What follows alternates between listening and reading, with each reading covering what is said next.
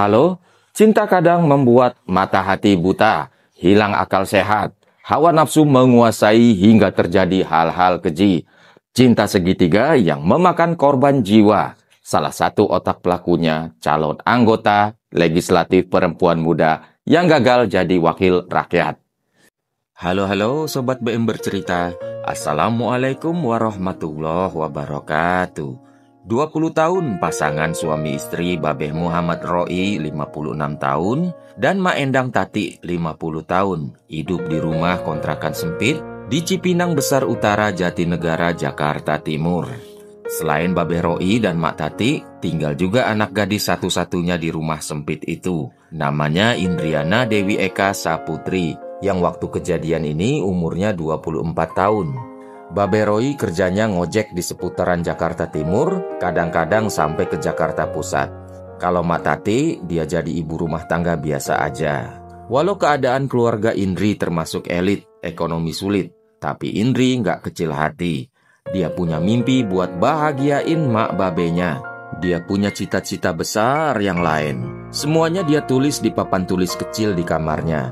Dia pengen beliin maknya rumah, pengen beliin mobil, pengen pergiin umroh, juga bangun masjid.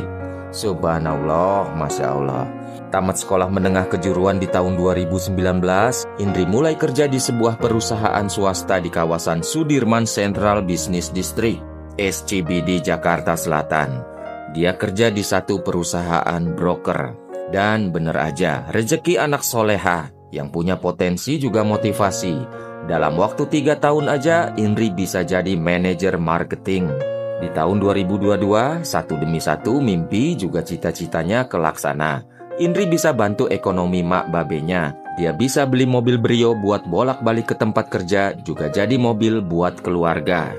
Buat nunjang penampilannya di depan klien, Indri juga mampu beli jam tangan Rolex, juga tas mewah Louis Vuitton. Disinilah, waktu karir sedang naik-naiknya, uang sudah ada lebih, Indri kenal laki-laki yang namanya Didot Alfiansa 24 tahun, anak Tebet, Jakarta Selatan. Lelaki kalem, penuh perhatian. Begitu Indri gambarin si Didot kalau Indri lagi cerita sama mak babenya. Tentu Babeh Roi juga Mak Tati kasih kepercayaan sepenuhnya sama pilihan Indri.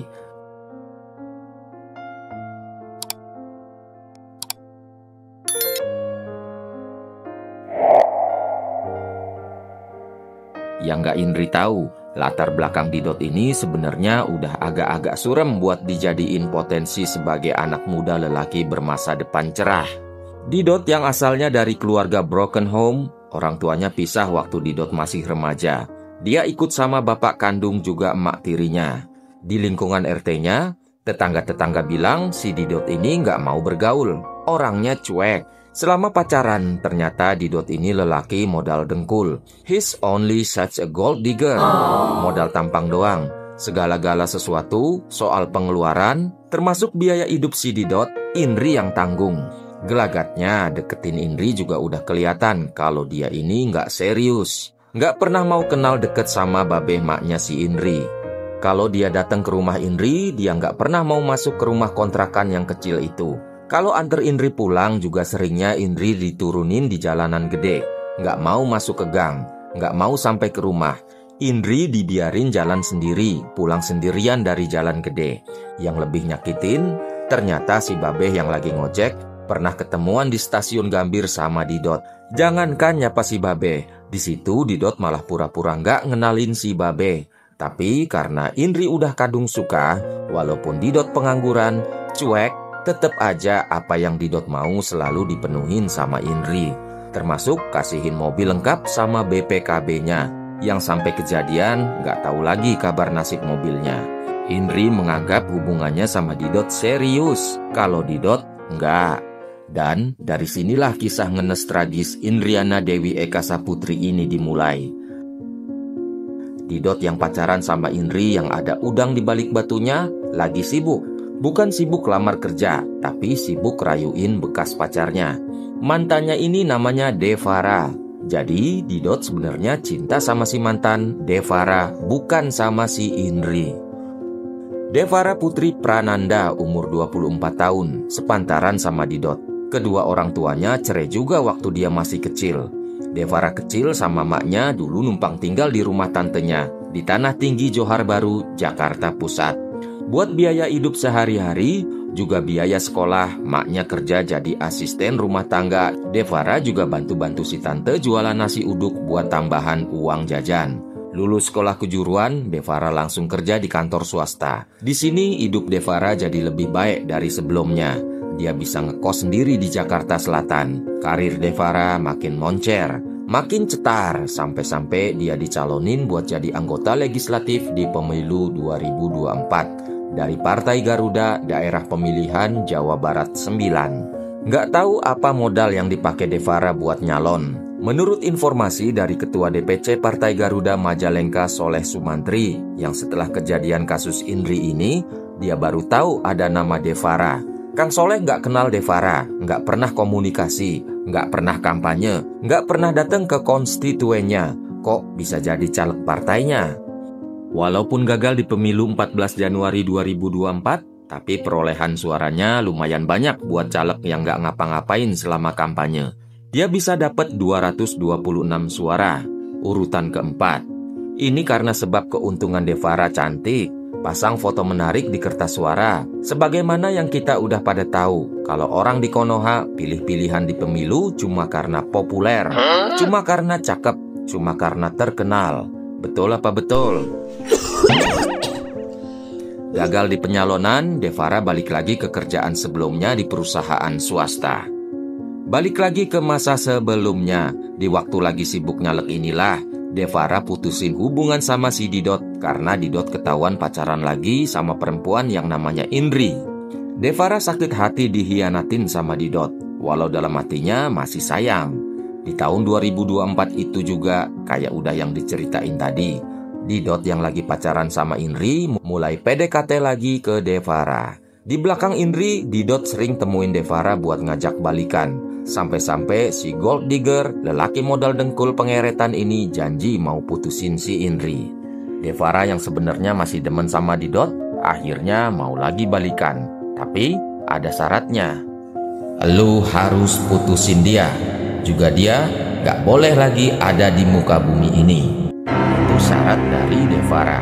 Didot yang ragu-ragu sama permintaan Devara karena berat resikonya. Tapi karena dia emang niatnya sama Indri cuma mau buat main-main, cuma buat dimintain duitnya aja, akhirnya dia sanggupin. Toh mobil Indri juga udah dia kuasain, udah cukuplah ngeretnya, pikirnya waktu itu. Tapi si lelaki cemen ini nggak mau tangannya kotor. Dia pakai tangan orang lain buat jadi eksekutor algojonya.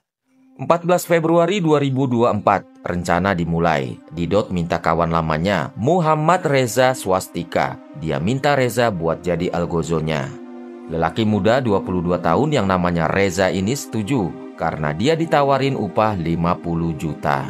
Lanjut, selama 4 hari ke depannya, Didot, Reza terus diskusi. Tuker pikiran buat cari cara buat habisin Indri.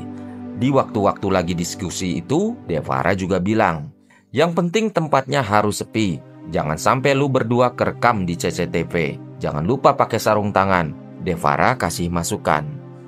19 Februari 2024 setelah 4 hari matengin rencana, kitaran jam 5 sore, Didot sewa mobil Avanza hitam. Terus dia ganti plat nomor polisinya pakai nomor polisi palsu. Besoknya di 20 Februari 2024, jam 4 sore, Didot jemput Indri di tempat kerjanya. Indri diajak jalan-jalan ke puncak. Sampai jam setengah 7 malam di kitaran mau nanjak ke kawasan puncak, persisnya di Bukit Pelangi Sentul, 3 orang itu, Didot, Indri, sama Reza, makan di warung. 1 jam habis makan, orang-orang itu balik lagi ke mobil. Sesuai rencana, Didot yang nyetir, Indri duduk di sampingnya. Reza di jok tengah persis di belakang Indri.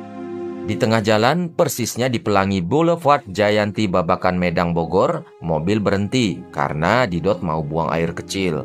Sebelum keluar, Didot kasih kode kedipan mata ke Reza, tanda waktunya buat action. Didot keluar mobil, kunci pintunya dari luar pakai remote. Terus dia menjauh, pura-pura cari tempat pipis. Disinilah detik-detik horor dimulai. Reza jiret leher Indri dari belakang tempat duduk pakai ikat pinggang sampai 15 menit. sampai Indri lemas dan Indri meninggal dunia. Reza bunyiin klakson 3 kali buat kasih tanda kalau aksi udah beres. Didot yang denger kode klakson, dia balik masuk ke mobil. Terus dia kirim pesan WA ke Devara. Dan selesai, syarat yang kamu minta sudah dijalankan. Didot suruh Devara ke rumah Indri sambil pura-pura jadi kurir buat antar makanan yang seragamnya dipinjamkan dari teman Didot. Devara kirim sate sambil bilang sate yang diantar itu kiriman online dari Indri ke orang tua Indri. Devara harus pastiin kalau mak babenya si Indri nggak curiga sama semua yang udah terjadi. Di lokasi TKP, jasad Indri dipindah ke belakang, ditutup selimut. Mereka langsung OTW ke kos-kosan Devara di Jakarta. Besok harinya, Rabu, sekitar jam 10:30 siang, Didot, Devara, juga Reza bawa jasad Indri ke Pangandaran, Jawa Barat. Rupanya mereka mau buang Indri ke laut Pangandaran. Selama di perjalanan, jasad Indri direbahin, dipakein masker, diselimutin juga supaya kelihatan kayak orang lagi tidur. Besoknya masuk ke hari Kamis 22 Februari jam 1 pagi, mereka sampai di wilayah Kuningan, Jawa Barat. Keanehan di sini terjadi. Tahu-tahu mobil ngelindes batu gede. Juga tangki oli mobil juga tahu-tahu bocor. Mobil ngedadak mogok. Mau nggak mau, mobil harus masuk bengkel. Akhirnya mobil diderek ke bengkel terdekat di wilayah Banjar. Waktu mobil dicek di bengkel, ternyata suku cadang yang rusak nggak ada. Jadi mereka harus nunggu sambil barangnya datang dipesen. Terpaksa mereka akhirnya nginep di bengkel Mang Risman, nama yang punya bengkel. Selama di sana, komplotan ini sempat makan siang bareng Mang Risman di sana. Di berita, Mang Risman juga sempat cium bau nggak enak dari mobil yang dia servis. Risman nggak nyadar kalau ada sesuatu yang horor di dalam mobil itu. Mobil yang lagi diservisnya. Karena waktu itu Didot nggak pernah mau tinggalin mobil. Dia buka pintu atau jendela mobil seperlunya aja. Karena udah mulai risih sama bau nggak enak, jam 1 pagi dini hari masuk ke tanggal 23 Februari, Devara minta Didot buat buru-buru buang jasad Indri secepatnya. Mereka takut pemilik bengkel curiga karena bau makin santer kecium. Sebelum dibuang, Devara juga Didot lucutin perhiasan, HP, jam Rolex, juga tas Louis Vuitton Indri. Sekitar jam 2, Reza gotong jasad Indri dari mobil. Susah payah dia bawa Indri. Akhirnya, Reza buang Indri ke jurang di belakang Tugu Gajah yang jaraknya cuma 100 meter dari bengkel. Waktu mobil selesai diservis jam 3 sore, komplotan itu akhirnya balik lagi ke Jakarta. Sabtu 24 Februari, sebelum balikin mobil ke rentalan, Didot sempet cuci mobil sewaan. Hasil rampokan, barang-barang dari Indri juga udah dibagi-bagiin. Totalnya 60 juta rupiah. Di situ Reza dapat upah 15 juta rupiah plus iPhone Indri. Reza yang cuma dapat duit 15 juta plus iPhone ngerasa ketipu. Dia ngomel-ngomel nggak karuan. Lucu ya kalau penjahat malah kena tipu. Yang nggak mereka tahu, sehari sebelumnya atau di 23 Februari, sebenarnya jasad Indri udah ditemuin orang yang lagi sepedahan. Terus lanjut dilaporin ke polisi. Dari semua perencanaan mereka yang udah dihitungin detail-detail supaya nggak bisa kelacak, kayak menghindari dari CCTV, pakai mobil sewaan yang platnya sengaja diganti, dan lain-lainnya, justru kasusnya gampang banget kebongkar. Waktu polisi tanya ke Mak Tati, siapa orang yang lagi deket sama Indri? Jelas aja nama Didot disebut sama Mak Tati gamblang sekali. Apalagi terakhir kali Indri pamit kirim pesan, mau jalan-jalan sama si Didot. Inilah hal simpel yang bikin jadi petunjuk awal buat polisi. Polisi yang datengin Didot di rumahnya, ternyata Didot lagi sama-sama Devara. Semakin mengerucut tanda keterkaitan mereka sama peristiwa hilangnya nyawa Indri. Dari ponsel Mak Tati juga didapati chat dari nomor Indri yang sangat-sangat mencurigakan. Screenshot chat itu tertanggal 25 Februari, sementara Indri ditemuin meninggal di tanggal 23 Februari. Jadi udah jelas kalau pengirim chat adalah si pelaku sendiri yang pura-pura jadi Indri. Waktu di sesi penyidikan, Didot gak bisa ngeles lagi waktu screenshot WA tadi ditunjukin di depan hidungnya. Keterangan Mak Tati, saksi Mang Risman yang punya bengkel yang sempat cium bau aneh menyengat di mobil. Juga Devara yang ngaku pacaran sama Didot mengindikasikan adanya cinta segitiga, motif kuat yang sering jadi pemicu tindakan di luar Nurul. 3 orang terduga itu makin terpojok, sampai akhirnya mereka ngaku semua perbuatan juga perannya masing-masing. Akhirnya di tanggal 10 Oktober 2024, Pengadilan Negeri Bandung menjatuhkan vonis seumur hidup penjara buat semua pelaku. Dengan putusan itu, Mak Tati meneteskan air mata. Mak Tati kesel karena komplotan itu udah tega habisi nyawa anak satu-satunya. Ada yang aneh, lucu semasa proses persidangan komplotan Devara, Didot, dan Reza, yang bikin ketawa guling-guling garuk-garuk aspal. Devara memohon untuk jadi justice kolaborator.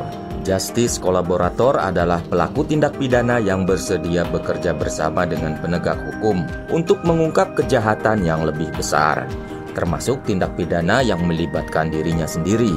Mereka bukan hanya saksi, tetapi juga pelaku yang mengakui perannya dan memberikan informasi yang signifikan dalam mengungkap kasus. Devara ngebela diri kalau dia nggak tahu kalau Indri dihabisi sama Didot dan Reza. Di sini kita bisa lihat bakat politisi si Devara. Sen kiri belok kanan. Dari bukti-bukti sudah jelas-jelas Devara bersalah. Dan mungkin juga dialah otak kejahatan ini. Tapi ucapannya berbanding kebalik. Dari catatan di papan tulisnya, ada satu impian mulia seorang Indriana Dewi Eka Saputri yang belum terwujud, yaitu bangun masjid buat disumbangin ke warga sekitar tempat tinggalnya. Terima kasih sudah menyimak video ini. Wassalamualaikum warahmatullahi wabarakatuh. Have a nice day and bye-bye.